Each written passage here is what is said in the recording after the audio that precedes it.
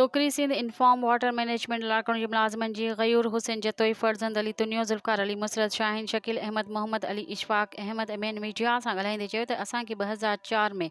Through selection board जे तहत project में भर्ती कयो वियो ऐं 2009 ताईं असांजे प्रोजेक्ट में मुदो ख़त्म थी वियो, जंहिंखां पोइ असां सुप्रीम कोर्ट ऑफ पाकिस्तान ऐं सिंध हाई कोर्ट हुकुम ते असांखे बहाल थी 2009 खां 2023 ताईं कमु कयो, जंहिंखां पोइ हुकूमत असांखे नॉन डेवलपमेंट में आंदो ऐं असांजो service on form water management में कमु कयूं था। हुन चयो त असां हाई कोर्ट में वियासीं, सर्विस रेगुलर कयूं पियो वञे, जॾहिं त हाई कोर्ट के साबिक़ा सेक्रेटरी जेको वाटर मैनेजमेंट जो रिटायर्ड ऑफिसर हो, उन कोर्ट के ग़लति कमेंट ॾेई जमा कराए छॾिया। हुननि चयो त अब्दुल समद शेख रिश्वत न ॾियण ते असां सां नाइंसाफ़ी ऐं नाजाइज़ी करे रहियो आहे।